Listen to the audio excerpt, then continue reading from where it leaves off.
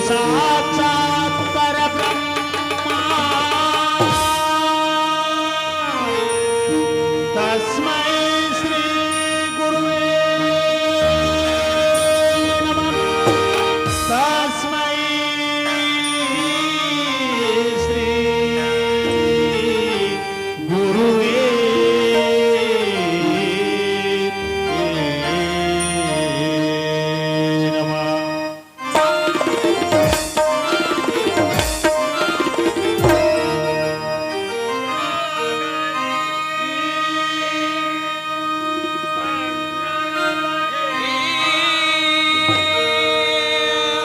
ಕನ್ನಡದ ಜೈಕಾರ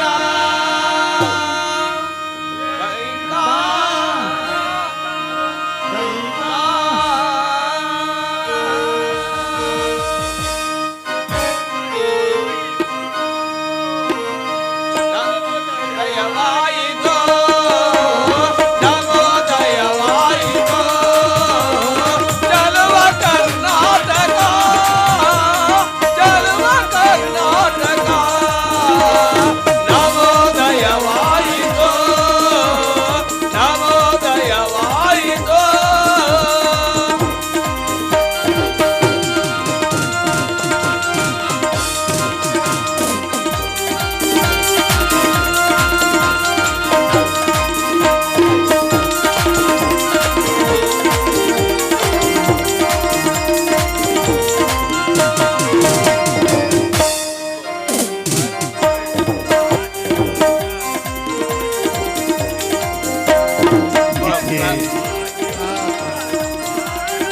ಜನಸಿದ ಈ ನಾಡು ಕಲಮಾರ್ಯರು ಜನಸಿದ ಈ ನಾಡು ಅನೇಕ ವೀರರು ಹೋರಾಡಿದರು ಅನೇಕ ವೀರರು ಹೋರಾಡಿದರು ಕನ್ನಡ ಈ ನಾಡು ಸೌಖ್ಯದ ಈ ಬೀಡು ನಮೋ ದಯವಾಯಿತೋ ನಮೋ ದಯವಾಯಿತೋ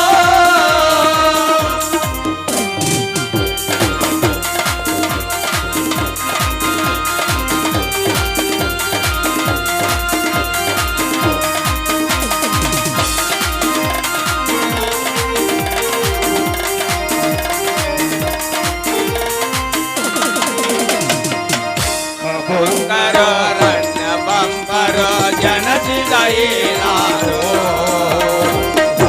ಬಂಕರೋ ರಣ್ಯ ಬಂಕರು ಜನಸಿದ ಈ ನಾಡು ಅನೇಕ ವೀರರು ಹೋರಾಡಿದರು ಅನೇಕ ವೀರರು ಹೋರಾಡಿದರು ಕನ್ನಡ ಈ ಮಾತೆ ಜೈ ಕರ್ನಾಟಕ ಮಾತೆ ನಮೋ ದಯವಾಯಿತೋ ನಮೋ ದಯವಾಯಿತೋ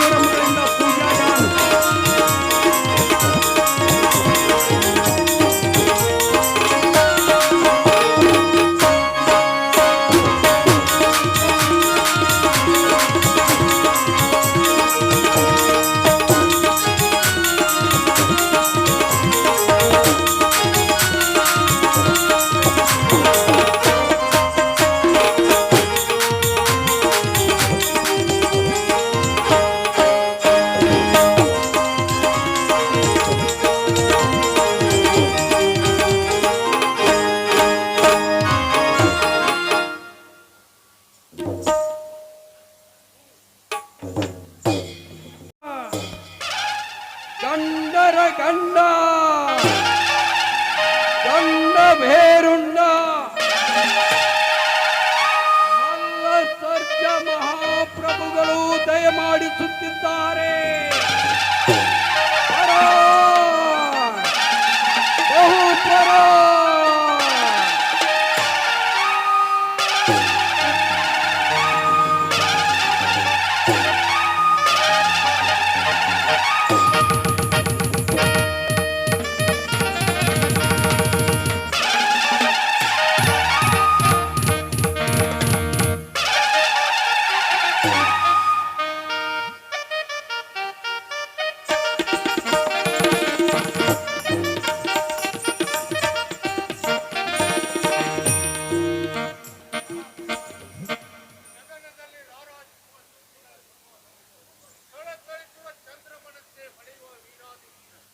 ವಿರಾಜಮಾನವರಾದದ್ದು ಈ ಕಿತ್ತೂರ ಸಂಸ್ಥಾನ ಪರಿಪಾಲಿಸುವ ನಮ್ಮನ್ನು ಕಾಣಲು ಪ್ರಜೆಗಳು ಕಾತುರಾಗಿದ್ದಾರೆ. ಆದ್ದರಿಂದ ಪ್ರಯಾಣವು ಚರ್ಚೆಗೆ ಬರಲೆಂದು ವಿನಂತಿಸಿಕೊಳ್ಳುತ್ತೇನೆ.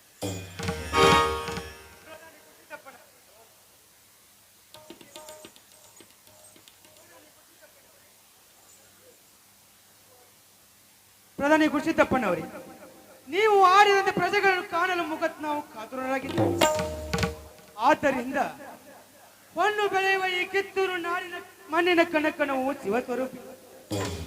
ಪ್ರಜೆಗಳ ಮನೆ ಅಂಗಳದಲ್ಲಿ ಕುಳಿತು ಅಂಬಲಿಯನ್ನು ತವಿದು ಬರುವಂತ ಆನಂದವು ನಮಗೆ ಶೀಘ್ರವಾಗಿ ದೊರಕುತ್ತದೆ. ರಾಣಿ, ಇದಕ್ಕೆ ನೀವೇನು ಅಂತೀರಿ?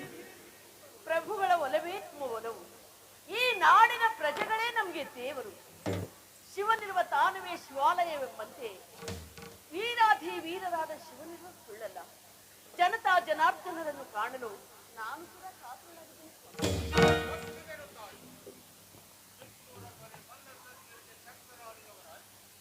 ಈ ನಾಡಿನ ಮಕ್ಕಳಿಗೆ ತಾಯಿಯಂತೆ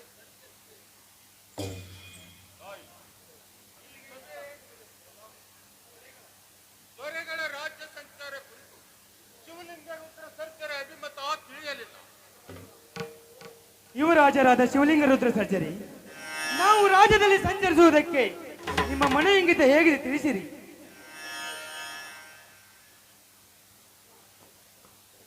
ಕಿತ್ತೂರಿನ ಮಹಾಂತರೆಯಾಗಿ ನನಗೆ ಜನ್ಮ ಕೊಟ್ಟ ಪಿತಾಜವರು ನನ್ನ ನಡವಳಿಕೆ ತಿದ್ದಬೇಕಾದರೆ ನನ್ನ ಸಲಹೆಯನ್ನು ಕೇಳಿದರೆ ನಾನೇ ಹೇಳಲಿ.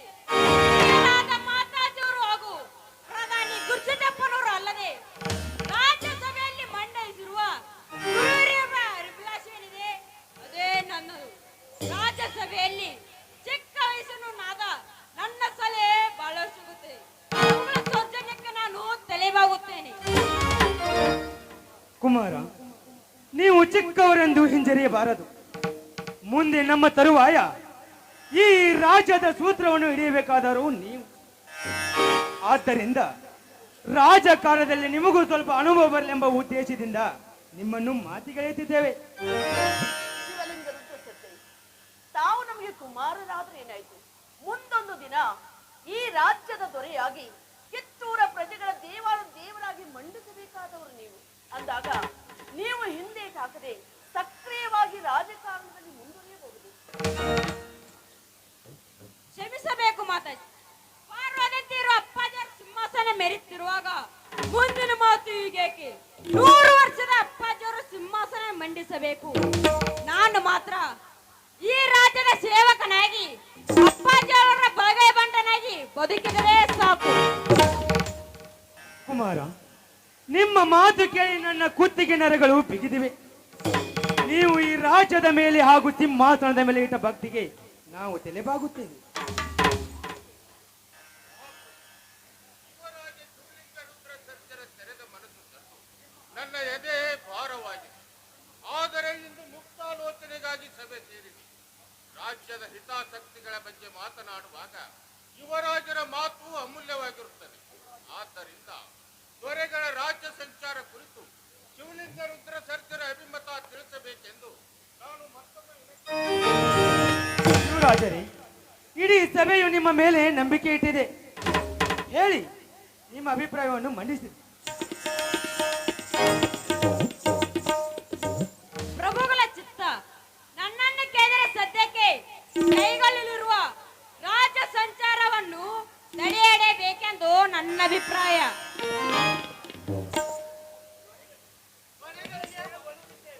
ಬಾರ್ಬಾರಿಯಾದ ಈ ಮಲ್ಲಪ್ಪ ಶೆಟ್ಟಿಗೆ ಮಾತನಾಡಲು ಅವಕಾಶ ಕೊಡಿ. ಆಗಬಹುದು. ಕಾರ್ಬಾರಿಗಳಾದ ಮಲ್ಲಪ್ಪ ಚಟ್ಟರಿ ಹಾಗೂ ವೆಂಕಟರಾಯರಿ, ನೀವು ಸಹ ನಿಮ್ಮ ಅಭಿಪ್ರಾಯವನ್ನು ಮಂಡಿಸಬಹುದು. ಪ್ರಭುಗಳೇ, ಶಿವಾಜರು ಜನರ ವಿರೋಧವಾಗಿ ಮಾತನಾಡುತ್ತಿದ್ದಾರೆ. ಪ್ರಜಾ ಜನರೆಲ್ಲರೂ ತಮ್ಮ ದರ್ಶನಕ್ಕಾಗಿ ಕಾಯ್ತಾ ನಿಂತಿರುವಾಗ ನಾವು ರಾಜ್ಯ ಸಂಚಾರ ಹೋಗೋದೇ ಲೇಸು. ಇಲ್ಲದಿದ್ದರೆ ಜನರು ತಮ್ಮನ್ನು ಅಪಾರ್ಥ ಮಾಡಿಕೊಳ್ಳುತ್ತಾರೆ. ನಾವು ರಾಜ್ಯದಲ್ಲಿ ರಾಜ ಸಂಚಾರ ಮಾಡಿ ಜನರ ಕಷ್ಟ ಸುಖಗಳನ್ನು ಕೇಳಬೇಕು. ಯುವರಾಜರಾದ ಶಿವಲಿಂಗ ರುದ್ರ ಸರ್ಜರಿ, ಇಡೀ ಸಭೆಯು ನಮ್ಮ ಸಂಚಾರಕ್ಕೆ ಒಪ್ಪಿಗೆ ನೀಡುತ್ತಿರುವಾಗ ತಾವೇಕೆ ಬೇಡ ಅಂತಿದ್ರಿ? ಪ್ರಭುಗಳು ಮನ್ನಿಸಬೇಕು. ನಾನು ಬೇಡನಲ್ಲೂ ಕಾರಣ ಇದೆ. ಉತ್ತರ ಮರಾಠ ಪೇಶೆಯು ಸಂಚಾರ ಮಾಡಲು ನಮ್ಮ ಗಡಿಯಲ್ಲಿ ನುಗ್ಗಿ ಕೂತಿದ್ದಾರೆಂದು ನಮ್ಮ ಗೂಢಚಾರರು ವರದಿ ತಂದಿದ್ದಾರೆ. ದಕ್ಷಿಣ ಇಂಗ್ಲಿಷರ ದಂಡು ನಮ್ಮ ಗಡಿಯನ್ನು ನುಗ್ಗಿ ಹಾವಳಿ ಮಾಡುತ್ತಿದ್ದಾರೆ. ಹೀಗಿರುವಾಗ ದೊರೆಗಳ ಸಂಚಾರದಲ್ಲಿರುವಾಗ ಆ ದುಷ್ಟರಿಂದ ದೊರೆಗೆ ಅಪಾಯವಾಗಬಹುದೆಂದು ಸಂಖ್ಯೆ ನಮ್ಮದು. ಪ್ರಧಾನಿಗಳೇ, ನಮ್ಮ ಕುಮಾರ ಹೇಳುತ್ತಿರುವ ಮಾತು ಸತ್ಯವಿದೆ. ದೊರೆಗಳ ಕ್ಷೇಮವೇ ನಮ್ಮ ಕ್ಷೇಮ. ವಾತಾವರಣವನ್ನು ವಿವೇಚಿಸಿ ಮತ್ತೊಂದು ದಿನ ಸಂಚಾರಕ್ಕೆ ಏರ್ಪಡಿಸಿದ್ರಾಯ್ತು. ಸದ್ಯ ಕುಮಾರನ ಯೋಚನೆಗಳನ್ನು ವಿವೇಚಿಸಿರಿ. ಇನ್ನೊಮ್ಮೆ ಟಿಪ್ಪು ಸುಲ್ತಾನರು ಮೋಸದಿಂದ ನಮ್ಮ ದೊರೆಗಳನ್ನು ಬಂಧಿಸಿದ್ದು ಇನ್ನೂ ನಾವು ಮರೆತಿಲ್ಲ. ಆಗಲಿ, ಪ್ರಭು, ಇದಕ್ಕೆ ನಾನು ತಕ್ಕ ಕ್ರಮ ಕೈಗೊಳ್ಳುತ್ತೇನೆ. ಪ್ರಭುಗಳು ಇದರಲ್ಲಿ ಖುದ್ದಾಗಿ ನಿರ್ಣಯ ತೆಗೆದುಕೊಳ್ಳಬೇಕು. ನಾವು ರಾಜ ಸಂಚಾರ ನಿಲ್ಲಿಸಿದರೆ ವೈದಿಕರಿಗೆ ಹದರಿ ಕಿತ್ತೂರಿನ ದೊರೆ ಅರಮನೆಯಲ್ಲಿ ಅಡಿಗೆ ಕುಳಿತಿರಲಾನೆಂದು ವೈದಿಕರಿಗೆ ಸತ್ಯ ಹೋಗಿತ್ತು. ಆದ್ದರಿಂದ ಕಿತ್ತೂರಿಗೆ ಅನರ್ಥವೇ ಬಂದಿತ್ತು. ಕಾರ್ಬಾರಿಯಾದ ಮಲ್ಲಪ್ಪ ಚಟ್ಟರೆ, ನಿಮ್ಮ ಮಾತು ತೂಕ ಏರಿರಿ. ವೈರಿಗಾಗಿ ಹೆದರಿ ಅರಮನೆಯಲ್ಲಿ ಕೂತಂತ ಹೇಡಿಗಳೆಲ್ಲ ಕಿತ್ತೂರ ಪ್ರಭುಗಳು. ಬೇಕಾದರೆ ವೈರಿಗಳ ದಂಡಟ್ಟು ನೆಗ್ಗಿ ಮದ್ದಾನೆಯಂತೆ ಹೋರಾಡಬಲ್ಲರು. ದೊರೆಗಳ ಸಮ್ಮುಖದಲ್ಲಿ ಅವ ಹೇಳಿದ ಮಾತುಗಳನ್ನು ಎತ್ತದಿರಿ, ಎಚ್ಚರಿಕೆ. ಕಾರ್ಭಾರಿಗಳೇ, ನಾವಿಲ್ಲಿ ಯಾರಿಗೂ ಹೆದರಬೇಕಾಗಿಲ್ಲ. ಪ್ರಸಂಗ ಬಂದರೆ ರಣರಂಗದಲ್ಲಿ ಕಾಲರುದ್ರಂತೆ ಹೋರಾಡುವ ದೊರೆಗಳನ್ನು ಹೀಯಾಳಿಸುವುದು ಸರಿಯಲ್ಲ. ಆದ್ರೆ ಎಲ್ಲ ಸಮಯದಲ್ಲಿ ರಾಜಕಾರಣದಲ್ಲಿ ಪೌರುಷವೇ ನಡೆಯುವುದಿಲ್ಲ. ಕಾರಣ ಈ ಸಭೆಯಲ್ಲಿ ತಾವು ಮಾತನಾಡದೆ ಮೌನ ವಹಿಸುವುದೇ ಒಳ್ಳೆಯದು. ಹೊರೆಗಳಾದ ತಮ್ಮ ಸಮ್ಮುಖದಲ್ಲೇ ನಮಗೆ ಅಪಮಾನ. ಛೇ ಛೇ ಛೇ ಛೇ ಛೇ ಛೇ ಛೇ. ಕಾರ್ಬಾರಿಗಳೇ, ಚಿಂತಿಸದಿರಿ. ರಾಣಿಯವರು ನಮ್ಮ ಮೇಲಿನ ಮಮತೆಯಿಂದ ಹಾಗೆ ಹೇಳಿದ್ದಾರೆ. ಪ್ರಧಾನಿಗಳೇ, ನಾಳೆ ನಾವು ರಾಜ ಸಂಚಾರಕ್ಕೆ ಹೋಗುತ್ತೇವೆ. ಅಗತ್ಯವಾದ ಎಲ್ಲವನ್ನು ಸಿದ್ಧತೆ ಮಾಡಿರಿ. ಇದು ರಾಜಾಜ್ಞೆ.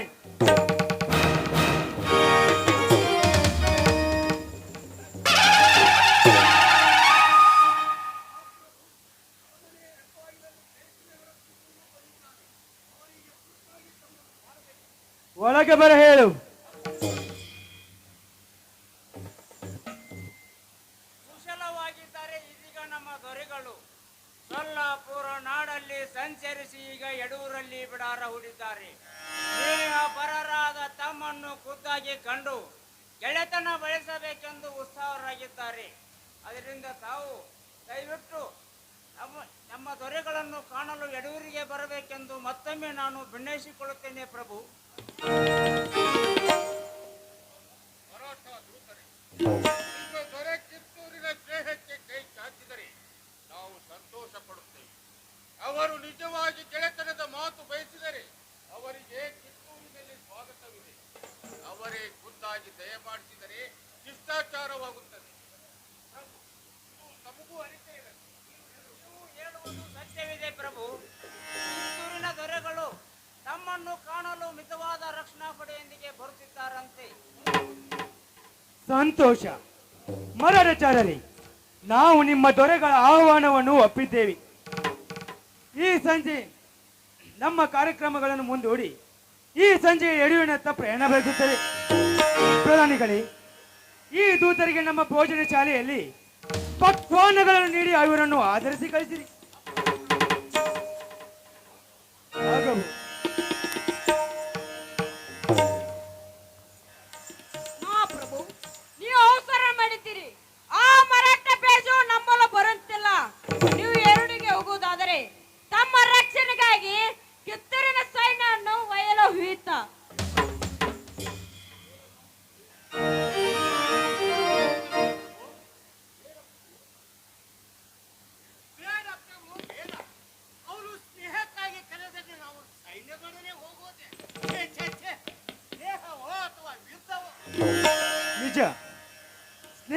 ಹೀಗಾಗಿ ಹೋಗುವಾಗ ಸೈನ್ಯದ ಮಾತೆಗೆ ಮರಾಠರು ಇದುವರೆಗೆ ಕಿತ್ತೂರಿಗೆ ಕಿರುಕುಳ ಕೊಟ್ಟವರು. ಅಂತವರು ಈಗ ನಮ್ಮ ಸ್ನೇಹ ಬಯಸುತ್ತಿದ್ದಾರೆ ಎಂದರೆ ಕಿತ್ತೂರಿನ ಕ್ಷೇಮಕ್ಕಾಗಿ ನಾವು ಅದನ್ನು ಒಪ್ಪಲೇಬೇಕು. ನಾವು ಈ ಸರಿ ಯಡಿಯೂರಿನತ್ತ ಪ್ರಯಾಣ ಬೆಳೆಸುತ್ತೇವೆ. ಅಗತ್ಯವಾದ ಎಲ್ಲವನ್ನು ಸಿದ್ಧತೆ ಮಾಡಿ. ಮರಾಠರು ಮೊದಲಿನಿಂದಲೂ ಕಿತ್ತೂರಿನ ಶತ್ರುಗಳಾಗಿದ್ದವರು. ಅಲ್ಲಿಗೆ ಹೋಗುವಾಗ ಮೈ ತುಂಬ ಕಣ್ಣಾಗಿತ್ತು. ನಿಮ್ಮ ರಕ್ಷಣೆಗಾಗಿ ಸೇನಾಪತಿಗಳನ್ನ ಅವರು ನಿಮ್ಮ ಜೊತೆ ಕರೆದುಕೊಂಡು ಹೋಗಿ. ಬೇಡ ರಾಣಿಯವರೇ, ಮರಾಠ ಪೇಶ್ವೆಗೆ ಈಗ ನಮ್ಮ ಗೆಳೆತನ ಬೇಕಾಗಿದೆ. ಎಷ್ಟೆಂದರೂ ಅವರು ಬ್ರಿಟಿಷರಂತೆ ಮೋಸಗಾರರಲ್ಲ, ಅವರು ಸಹ ನಮ್ಮಂತೆ ಭಾರತೀಯರು. ನೀವು ನಿಶ್ಚಿಂತೆಯಿಂದ ಇರಬೇಕು. ಪ್ರಧಾನಿಗಳೇ, ಮುಂದಿನ ಸಿದ್ಧತೆ ಮಾಡಿರಿ.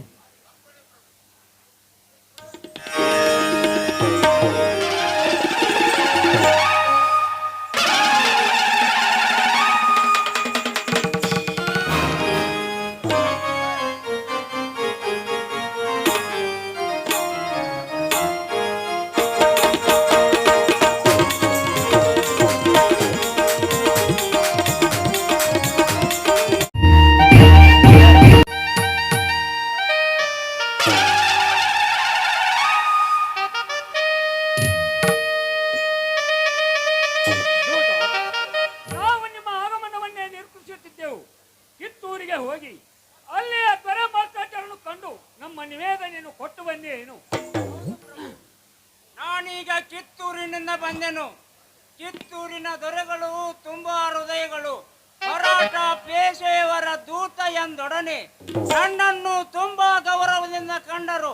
ನನಗೆ ಮೃಷ್ಟಾನ್ನ ಭೋಜನವನ್ನು ನೀಡಿ ಆದರಿಸಿ ಈ ಮರಾಠ ಜೀವ ಎಂದರೆ ಇಡೀ ಭರತ ಖಂಡದಲ್ಲಿ ಬೆಚ್ಚಿ ಬೀಳದ ಅರಸತ್ತಿಗೆಗಳಿಲ್ಲ. ಕಿತ್ತೂರಿನ ದೊರೆ ನಿಮಗೆ ಕೊಟ್ಟದ್ದು ಗೌರವವಲ್ಲ.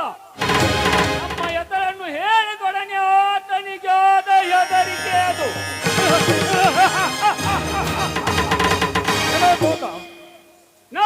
ನಮ್ಮ ದೂತನನ್ನು ಕಂಡೊಡನೆ ಆ ಕಿತ್ತೂರ ನಾಯಕನಿಗೆ ಎಂತ ಕಂಪನವಾಗಿ ಬಿಡುತ್ತದೆ ಎಂದು ಕೆಲವು ದೂತ ನಮ್ಮ ನಿವೇದನೆಗೆ ಕಿತ್ತೂರಿನ ದೊರೆ ಏನೆಂದು ಉತ್ತರವನ್ನು ಕೊಟ್ಟರು. ಮತ್ತೊಂದು ಸಂತೋಷದ ಸುದ್ದಿ ಪ್ರಭು. ಅವರು ಈ ದಿನವೇ ತಮ್ಮನ್ನು ಕಾಣಲು ಬರುತ್ತಿದ್ದಾರೆ ಪ್ರಭು. ಕೇಳಿದರೆ ಏನು ಸೇನಾಪತಿಗಳೇ, ನಮ್ಮ ಹೆಸರನ್ನು ಹೇಳಿದೊಡನೆ ಆ ಕಿತ್ತೂರ ನಾಯಕ ಹೆದರಿ ಗುಬ್ಬಿಯಾಗಿದ್ದಾರೆ. ನಮಗೀಗ ಒಳ್ಳೆಯ ಅವಕಾಶ. ಕಿತ್ತೂರನ್ನು ಪೇಶ್ವೆ ಸಾಮ್ರಾಜ್ಯದಲ್ಲಿ ಸೇರಿಸಿಕೊಂಡು ನಾಡಿನಲ್ಲಿ ನಮ್ಮ ಆಧಿಪತ್ಯವನ್ನು ಸಾರಲು ಕಾಲ ಕೂಡಿ ಬಂದಿದೆ. ಯುದ್ಧವಿಲ್ಲದೆ ಈ ಕಾರ್ಯವನ್ನು ಸಾಧಿಸಿ ಬಿಡಬಹುದು.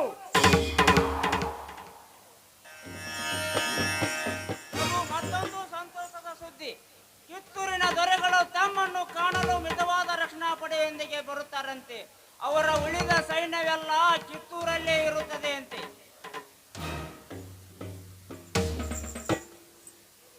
ಪ್ರಭು, ಇನ್ನು ಒಳ್ಳೆಯ ಅವಕಾಶ. ಕಿತ್ತೂರಿನ ಮಲ್ಸರ್ಜ ದೊರೆಗಳು ಇಲ್ಲಿ ತಮ್ಮನ್ನು ಕಾಣೊಡನೆ ಬಂದೊಡನೆ ನಾನು ಕಿತ್ತೂರ ಸೈನ್ಯ ಸಮೇತ ಕಿತ್ತೂರಿಗೆ ಲಗ್ಗೆ ಹಾಕುತ್ತೇನೆ. ನನಗೆ ಅಪ್ಪಣೆ ಕೊಡಿ ಪ್ರಭು. ಬೇಕೆ ತಾನಾಗಿ ನಮ್ಮ ಬಲೆಗೆ ಬರುತ್ತಿರುವಾಗ ಏತಕ್ಕೆ ಆಯಾಸ ಪಟ್ಟುಕೊಳ್ಳಬೇಕು? ಕಿತ್ತೂರನ್ನು ಹಂತ ಹಂತವಾಗಿ ಹಣ್ಣ ಮಾಡಲು ಅಲ್ಲಿಯ ಕಾರ್ಬಾರಿಗಳಾದ ಮಲ್ಲಪ್ಪ ಶೆಟ್ಟಿ ಹಾಗೂ ವೆಂಕಟರಾಯರು ನಮಗೆ ಸಹಾಯಕರಾಗಿದ್ದಾರೆ. ಅಲ್ಲದೆ ಕಿತ್ತೂರಿನಲ್ಲಿರುವ ರಾಣಿ ಚೆನ್ನಮ್ಮ ಹಾಗೂ ಯುವರಾಜ ಶಿವಲಿಂಗ ರುದ್ರ ಸಜ್ಜರು ನಮಗೆ ಪ್ರಬಲರು. ಮುಳ್ಳನ್ನು ಮುಳ್ಳಿನಿಂದ ಕೀಳಬೇಕಲ್ಲದೆ ಅರುಗಿನಿಂದಲ್ಲ. ಪ್ರಭು, ನಾವು ಮರಳಿ ರಾಜಧಾನಿಗೆ ಹೋಗುವಾಗ ಕಿತ್ತೂರಿನ ಅರ್ಸತಿಕೆಯನ್ನು ಪಡೆದು ವಿಜಯದ ಮಾಲೆಯನ್ನು ಧರಿಸಿಕೊಂಡು ಹೋದರೆ ನಮ್ಮ ರಾಜಧಾನಿಯು ನಮ್ಮನ್ನು ಹಾಡಿ ಹೋಗುತ್ತದೆ. ಅದಕ್ಕಾಗಿ ನಾನು ಕಿತ್ತೂರಿನ ಮೇಲೆ ಯುದ್ಧಕ್ಕೆ ಹೋಗುವಂತೆ ಹೇಳಿದೆ. ಸೇನಾಪತಿಗಳೇ, ನಾವು ಬರಗೆಯಿಂದ ನಮ್ಮ ಪುರ ಪ್ರವೇಶ ಮಾಡುವ ಹಾಗಿಲ್ಲ. ಕನ್ನಡದವರ ಸ್ವತ್ತೊಡಗಿಸಿ ಈ ನಾಡಿನಲ್ಲಿ ನಮ್ಮ ಮರಾಠ ಧ್ವಜವನ್ನು ಹಾರಿಸೇ ಹೋಗೋಣ. ನಮಗೀಗ ಯುಕ್ತಿ ಬಹುಪಾಲ ಶ್ರೇಯಸ್ಸು. ಪ್ರಭು, ಕಿತ್ತೂರಿನ ಕಿತ್ತೂರಿನ ದೊರೆಗಳಲ್ಲೂ ಈಗ ತಮ್ಮನ್ನು ಕಾಣಲು ಬಂದಿದ್ದಾರೆ. ಅವರನ್ನು ಒಳಗೆ ಬರ ಹೇಳು.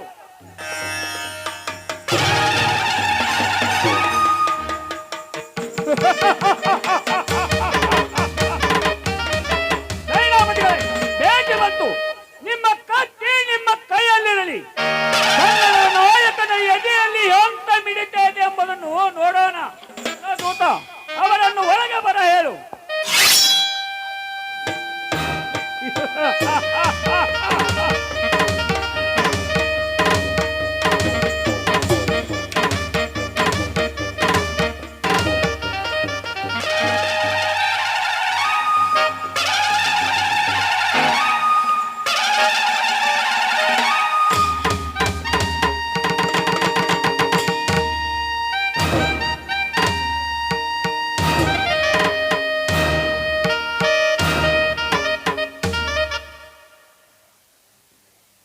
ಮರಾಠ ರಾಜ್ಯದ ಸಿಂಹಕ್ಕೆ ಕನ್ನಡ ನಾಡಿನ ಹೆಬ್ಬುಲಿ ಎಂದು ಹೆಸರಾದ ಕಿತ್ತೂರಿನ ದೊರೆ ಮಲ್ಲೇಶ್ವರರು ವಂದಿಸುತ್ತಾರೆ.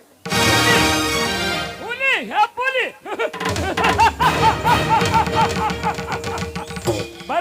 ಬರಬೇಕು. ಕಿತ್ತೂರಿನ ಹುಲಿಗಳೇ, ನಿಮ್ಮನ್ನು ಕಂಡು ನಮಗೆ ತುಂಬಾ ಸಂತೋಷವೆನಿಸುತ್ತದೆ. ಮರಾಠ ದೊರೆಗಳೇ, ಇದ ತೆಗೆದುಕೊಳ್ಳಿ. ಕಿತ್ತೂರಿನವರು ಕೊಡುತ್ತಿರುವ ಸ್ನೇಹದ ಕಾಣಿಕೆ.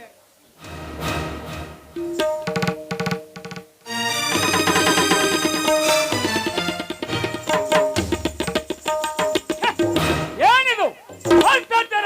ಕೇವಲ ವಜ್ರಗಳು ಮಾತ್ರ. ಇಂಥ ವಜ್ರಗಳು ನಮ್ಮ ಭಂಡಾರದಲ್ಲಿ ತುಂಬಿ ತುಳುಕುತ್ತಿರುವವು. ಇವು ನಮ್ಮ ಸೇವಕರಿಗೆ ಬಹುಮಾನ ಕೊಡಲು ಮಾತ್ರ ಯೋಗ್ಯ.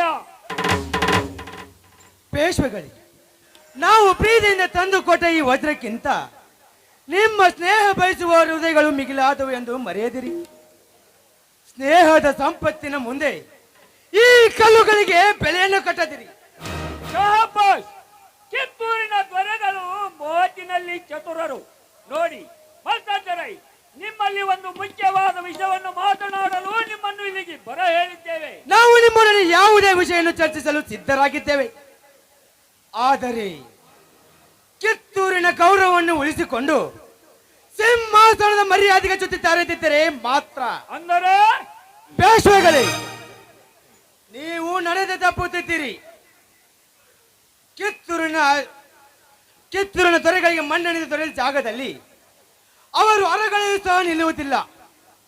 ಸಿಂಹಾಸನದ ಅಭಿಷಕ್ತ ದೊರೆ ಆದ ನಮಗೆ ಕುಳಿತುಕೊಳ್ಳಲು ನಿಮ್ಮಲ್ಲಿ ಉಚಿತವಾದ ಒಂದು ಆಸನವು ನಿಮ್ಮಲ್ಲಿ ನಿರಂತಾಯಿತು.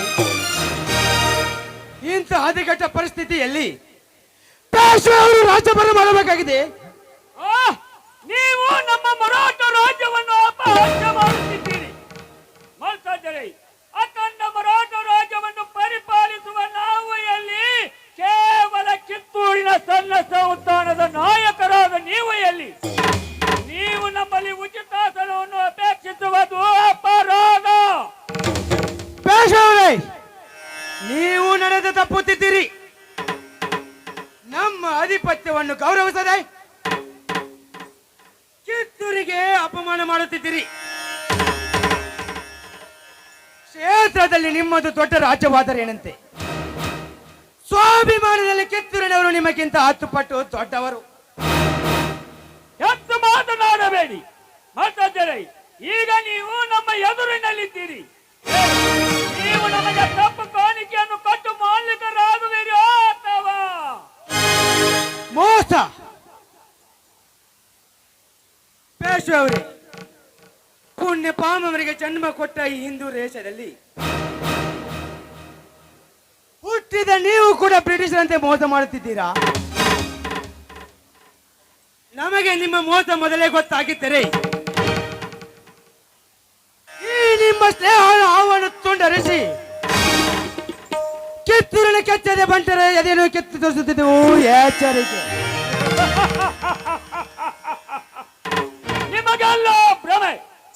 ಹೇಳಿ, ಈಗ ನೀವು ನಮ್ಮ ಮಾಲೀಕರಾಗಲು ಒಪ್ಪಲೇಬೇಕು. ಇಲ್ಲದಿದ್ದರೆ ನೀವು ಮರಳಿ ಕಿತ್ತೂರಿಗೆ ಹೋಗುವಂತಿಲ್ಲ. ಪೇಶ್ವೆಗಳೇ, ಸ್ನೇಹ ಹಸ ಚಾಚಿ ಬೆಣ್ಣಿಗೆ ಚೂರಿ ಹಾಕುವ ನಿಮ್ಮ ವರ್ತನೆಗೆ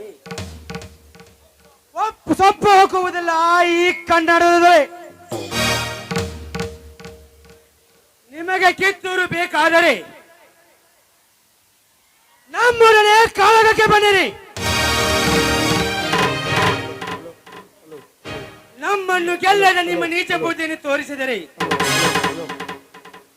ಕಿತ್ತೂರಿನ ಬಂದರು ಸುಮ್ಮನಿರಲಾರರು. ಎಚ್ಚರಿಕೆ. ಮಾತಾಡರೆ, ನಮಗೆ ಎಚ್ಚರಿಕೆಯನ್ನು ಹೇಳಲು ನಿಮಗೆ ಎಷ್ಟು ಸಾಕು ಹೇಳಿ. ನೀವು ನಮ್ಮ ಮಾಲೀಕರಾಗಲು ಒಪ್ಪಲೇಬೇಕು. ಇಲ್ಲದಿದ್ದರೆ ಕಿತ್ತೂರನ್ನು ಹೇಗೆ ಕಬಳಿಸಬೇಕೆಂಬುದು ನಮಗೆ ಗೊತ್ತು. ಎಲ್ಲ ದುಷ್ಟ, ಏನು ಅರಿಯದ ಕಿತ್ತೂರಿನ ಮೇಲೆ ನಿನ್ನ ವಕ್ರ ಪಾದಗಳನ್ನು ತುಳಿದಿದ್ದ. ಆದರೆ ಈ ಕತ್ತಿನ ಕಾಲುಗಳನ್ನು ಕತ್ತರಿಸಿತು. ಎಚ್ಚರಿಕೆ. ನಿನ್ನೊಡನೆ ಸ್ನೇಹ ಮಾಡಿದರೆ ಹಾವಿನೊಡನೆ ಸರಸವಾಡಿದಂತೆ. ನಿನಗೆ ಧೈರ್ಯವಿದ್ದರೆ ಕಿತ್ತೂರಿಗೆ ಬಂದು ಕಾದಾಡು. ಇಲ್ಲದಿದ್ದರೆ ನಿನ್ನ ದಾರಿ ಹಿಡಿದು ಹೋಗು. ನಾವಿಲ್ಲಿ ಒಂದು ಅರಗಲ ಸಹ ನಿಲ್ಲುವುದಿಲ್ಲ. ಎಲ್ಲಿ ಹೋಗುವಿರಿ? ಸೇನಾಪತಿಗಳೇ, ಕಿತ್ತೂರಿನ ದೊರೆಗೆ ಸ್ವಾಗತ ಮಾಡಿರಿ. ಕಿತ್ತೂರಿನ ದೊರೆ ಹೋಗದಂತೆ ತಡೆ.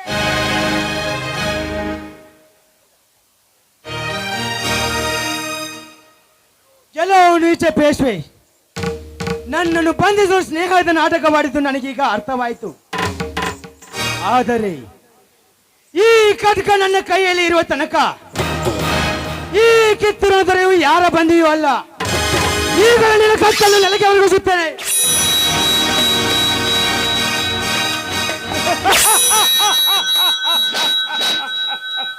ಸ್ವಾಗತ. ಕಿತ್ತೂರಿನ ದೊರೆಗೆ ಸುಸ್ವಾಗತ.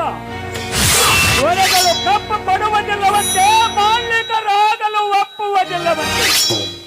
ಅಂತ ಸ್ವಾಭಿಮಾನದ ಅರಸು ಈಗ ನಮ್ಮ ಬಂದಿ. ಸೇನಾಪತಿಗಳೇ, ಇಂಥ ಮೋಸಕ್ಕೆ ನಿನ್ನ ಆಲೋಚವು ಹಾಳಾಗಿ ಹೋಗುತ್ತದೆ.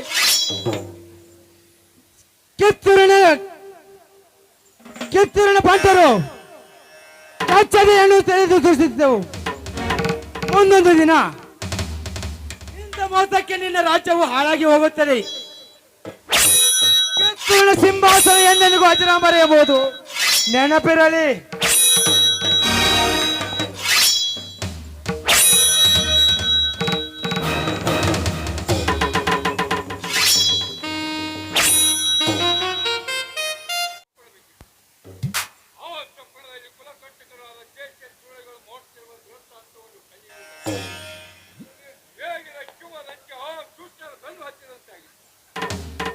ಅಷ್ಟರಲ್ಲಿ ಎಚ್ಚರವಾಯಿತು ತಾಯಿ.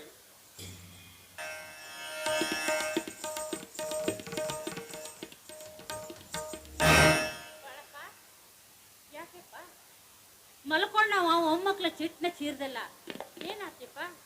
ಹಾ, ನಿನ್ನ ಕಣ್ಣು ಕೆಂಡದಂಗ ಕಾಣಕತ್ತೇವಲ್ಲ. ಏನಾರ ಸ್ವಪ್ನ ಕಂಡಿನೋ?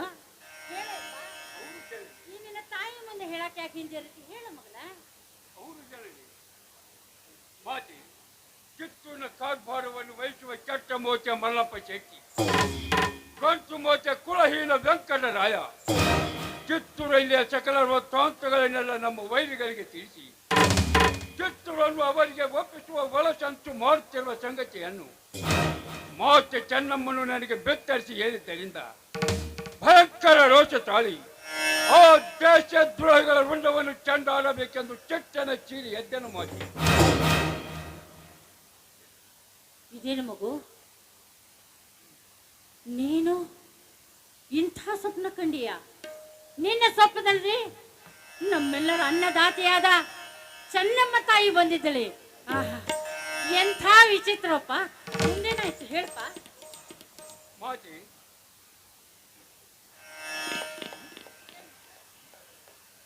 ಈಗ ನೀನು ಅಂದಂತೆ ನನಗೆ ನಿಜವಾಗಿಯೂ ಸ್ವಪ್ನ ಬಿತ್ತು. ಆ ಸ್ವಪ್ನದಲ್ಲಿ ಕುಲಕಂಟಕರಾದ ದೇಶದ್ರೋಹಿಗಳು ಮಾಡುತ್ತಿರುವ ದೃಷ್ಟಾಂತವನ್ನು ಕಣ್ಣಿನಿಂದ ಕಂಡು ಹೇಗಿದ ಶಿವದಂತೆ ದುಷ್ಟರು ಬೆನ್ನು ಹಚ್ಚಿದಂತಾಗಿದೆ. ಹೌದೇ ಮಗು, ನಿನಗೆ ಸ್ವಪ್ನ ಬಿದ್ದಿದ್ದು ನಿಜ. ಆದರೆ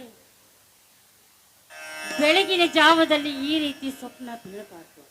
ಯಾಕಂದ್ರೆ ಬೆಳಗಿನ ಜಾವದಲ್ಲಿ ಬಿದ್ದ ಸ್ವಪ್ನ ನಿಜವಾಗುವುದೆಂದು ನಮ್ಮ ಹಿರಿಯರು ತಲೆತಲಾಂತರಗಳಿಂದ ಹೇಳ್ತಿದ್ದಾರೆ. ಆದ್ರೆ ಇದು ಸುಳ್ಳಾಗಲಾರದು ಬಾಳ. ಒಂದು ವೇಳೆ ನಿನಗೆ ಬಿದ್ದ ಸ್ವಪ್ನ ನಿಜವಾದ್ರೆ ನೀನೇನು ಮಾಡುವೆ? ಹೇಡಿಯಂತೆ ಮನೆಯಲ್ಲಿ ಕುಳಿತುಕೊಳ್ಳುವೆಯಾ ಅಥವಾ ವೀರನಾಗಿ ಯುದ್ಧ ಮಾಡಲು ಹೋಗುವೆಯೋ? ಮಾತಿ ವೀರ ಪುತ್ರನಾದ ನಿನ್ನ ಮಗನಿಗೆ ಎಂತ ಮಾತು ಹೇಳಿದೆ ತಾಯಿ. ಒಂದು ವೇಳೆ ಈ ಸಂಗತಿ ನಿಜವಾದರೆ ಶಂಕರರಂತೆ ಕೈ ಕಟ್ಟಿಕೊಂಡು ಕುಳಿತುಕೊಳ್ಳತಕ್ಕವನಲ್ಲ ಈ ನಿನ್ನ ಮಗ ಬಾಳಪ್ಪ. ಕುರಿ ಹಿಂಡಿನಲ್ಲಿ ತೋಳ ಹಕ್ಕು ಕುರಿಗಳನ್ನೇ ಶ್ರೇಷ್ಠವರ ವಂಶವನ್ನೇ ನಿರ್ವಂಶ ಮಾಡಿಕೊಂಡು ಮತ್ಸ್ಯರನ್ನು ಬಿಡಿಸಿದ್ದರು. ಮಾತಿ ಇಲ್ಲಿಯವರಿಗೆ ಒಲೆಯಲ್ಲಿ ಮನೆಗೆ ನಿದ್ರೆ ಮಾಡುತ್ತಿರುವ ಖಡ್ಗವು ಒಲೆಯಿಂದ ಹೊರಬಂದು ಶ್ರೇಷ್ಠವರ ಛೇದನ ಮಾಡಲಿಕ್ಕೆ ಸಿದ್ಧವಾಗಿ ನಿಂತಿದೆ. ಇದಕ್ಕೆ ತಮ್ಮ ಹಾಗೂ ತಂದೆಯವರ ಮತ್ತು ನಂದಹಳ್ಳಿ ಬಸವೇಶ್ವರನ ದಿವ್ಯ ಚರಣವೇ ಸಾಕ್ಷಿ. ಆಹಾ. ಧನ್ಯ ಧನ್ಯ ತಾಯೇ ಧನ್ಯ. ನಿಜವಾಗಿಯೂ ನಿನ್ನಂತ ವೀರ ಪುರುಷನನ್ನ ಹೆತ್ತ ಈ ನಿನ್ನ ತಾಯಿಯ ಒಡಲು ಧನ್ಯವಾಯಿತು, ಧನ್ಯವಾಯಿತು. ಬಾಳ ಇರಿಯಂತಿರುವ 100 ಮಕ್ಕಳನ್ನು ಹೇರುವುದಕ್ಕಿಂತ ಹುಲಿಯಂತಿರುವ ನಿನ್ನಂತ ಬಾಳನನ್ನು ಹೆತ್ತ ನನ್ನ ಧರ್ಮ, ನನ್ನ ಕೀರ್ತಿ ಅಜರಾಮರವಾಗಿ ಉಳಿಯಿತು. ಬಾಳ ಹಿಂದೆ ಪಾಂಡವರಿಗೆ ಅಭಿಮನ್ಯು ಹೇಗೆ ವೀರನಾಗಿ ಹುಟ್ಟಿದನೋ ಅದೇ ರೀತಿಯಾಗಿ ನೀನು ನನ್ನ ಹೊಟ್ಟೆಯಲ್ಲಿ ಈ ಅಮ್ಟೂರ್ ಎಂಬ ಗ್ರಾಮದಲ್ಲಿ ಬಾಳನೆಂಬ ಅಮ್ಟೂರ್ ಬಾಳಪ್ಪನೆಂಬ ಕೀರ್ತಿಯನ್ನ ಜಗತ್ತಿನಲ್ಲಿ ಅಜರಾಮರವಾಗಿ ಉಳಿಸೆಂದು ಆ ನಂದಿ ಬಸವೇಶ್ವರರಲ್ಲಿ ಸೆರಗೊಟ್ಟಿ ಬೇಡಿಕೊಳ್ತೀರಪ್ಪ, ಸೆರಗೊಟ್ಟಿ ಬೇಡಿಕೊಳ್ಳಿ.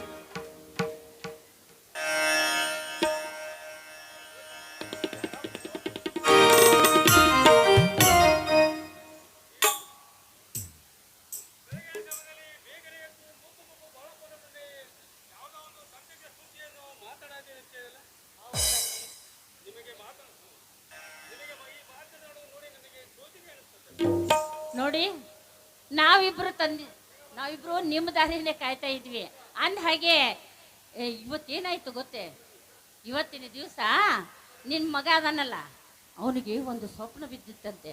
ಆ ಸ್ವಪ್ನದಲ್ಲಿ ಚೆನ್ನಮ್ಮ ತಾಯಿ ಬಂದಿದ್ದಾಳಂತೆ. ಆ ವೀರಾವೇಶದಿಂದ, ಆ ರೋಷದಿಂದ ಒಮ್ಮೆಲೆ ಅಮ್ಮ ಎಂದು ಗಾಬರಿಯಾಗಿ ಏನಾಯ್ತು ಎಂದು ಓಡಿ ಬಂದು ನೋಡೋದ್ರಲ್ಲಿ ಆ ವಿಷಯವನ್ನು ಮಾತಾಡ್ತಿದ್ವಿ. ನಿಜವಾಗಿ ಬಾಳಪ್ಪನ ಸ್ವಪ್ನದಲ್ಲಿ ಅಂತ ಕನಸು ಬಿದ್ದಿತ್ತೆ? ಹೌದು, ಅಷ್ಟೇ ಅಲ್ಲ, ಆತನ ಸ್ವಪ್ನದಲ್ಲಿ ಕಿತ್ತೂರು ರಾಣಿ ಚೆನ್ನಮ್ಮ ತಾಯಿ ಬಂದಿದ್ದರಂತೆ. ಅಕ್ಕರತಿಯಿಂದ ಮುದ್ದಿನಿಂದ ಅವರನ್ನ ಸಿಟ್ಟಿಗೆ ಬಿಸಿದಳಂತೆ. ಅಷ್ಟೇ ಅಲ್ಲದೆ ಆ ಕೆಟ್ಟ ದುಷ್ಟ ವೆಂಕಟರಾಯ ಹಾಗೂ ಆ ಮಲ್ಲಪ್ಪ ಶೆಟ್ಟಿ ಕಿತ್ತೂರಿನ ಅವಾಂತರವನ್ನೆಲ್ಲ ಆ ಕಟಕರ ಮುಂದೆ ಹೇಳಿ ಕಿತ್ತೂರಿನ ಗೊತ್ತಿಗೆ ಹಚ್ಚಬೇಕೆಂದು ಸಿದ್ಧರಾಗಿದ್ದಾರೆ. ಅದಕ್ಕಾಗಿ ಆ ದುಷ್ಟರಿಗೆ ಬೆನ್ನ ಹತ್ತಿದ್ದಾನೆ ನನ್ನ ಮಗ. ಬೆಳಗ್ಗೆ ಸಮಯದಲ್ಲಿ ಬಿದ್ದ ಸ್ವಪ್ನವು ಎಂದೂ ಸುಳ್ಳಾಗಲೆಂದು ಬಲ್ಲವರ ಬಾಯಿಂದ ಕೇಳಿದ್ದೇನೆ. ಅಲ್ಲದೆ ಕಾಲಜ್ಞಾನದವರು ಹೇಳಿದ ಮಾತು ನನ್ನ ಗಮನಕ್ಕೆ ಬಂತು. ಇರಲಿ, ನಿನ್ನ ಮಗನು ಈಗ ಏನು ಮಾಡಬೇಕೆಂದಿರೋನು? ಅಪ್ಪ, ನಾನು ಮಾಡುವುದೇನು? ನನಗೆ ಜನ್ಮ ಕೊಟ್ಟ ಮಾತಾ ಪಿತರಾದ ತಮ್ಮಿಬ್ಬರ ಆಶೀರ್ವಾದ ಪಡೆದುಕೊಂಡು ಆ ಕುಲನಾಶಕರ ಸಮಾಚಾರವನ್ನು ತೆಗೆದುಕೊಂಡು ದೇಶಕ್ಕೆ, ನಾಡಿಗೆ ಹಾಗೂ ಮಾತೆ ಚೆನ್ನಮ್ಮ ರಾಣಿಗೆ ಬಂದೊದಗಿದ ಗಂಡಾಂತರವನ್ನು ಸುರಾಜ್ಯದಲ್ಲಿ ಬೀರಿ ಮರ್ಚಜ್ಜ ದೊರೆಗಳನ್ನು ಬಿಡಿಸಿಕೊಂಡು ಬಂದು ಮಾತೆಯಾದ ಚೆನ್ನಮ್ಮ ರಾಣಿಗೆ ಪ್ರೀತಿಯ ಪಾತ್ರ ಮಗನಾಗಿ ಉಳಿದೆನು. ಮಗು, ದೇಶ ಕಲ್ಯಾಣಕ್ಕಾಗಿ ಹೋರಾಟ ವೀರಪುತ್ರನಿಗೆ ನಮ್ಮ ಆಶೀರ್ವಾದ ಸದಾ ಇರುವೆ ಎಂದು ತಿಳಿ.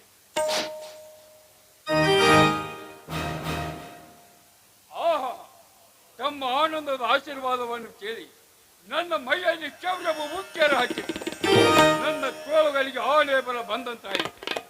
ಅಲ್ಲದೆ ಮೈಯಲ್ಲೇ ರೋಮಾದಿಗಳು ಸಹ ವೈರಿಗಳ ಕೂಡ ಧೈರ್ಯದಿಂದ ಕಾವಲಿ ಒಳ್ಳೆಯ ಹುಡುಪಿನಿಂದ ಕುಡಿದು ಹಾಕಿರುವು. ಇನ್ನೂ ಅವಕಾಶ ಕೊಡಲಾರೆ.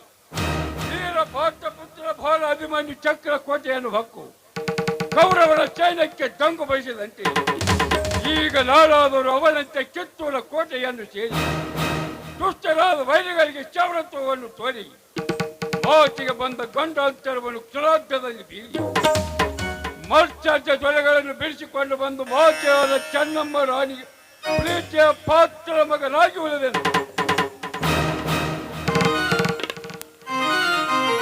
ಶಭಾಷ್ ಮಗನೇ, ಶಭಾಷ್.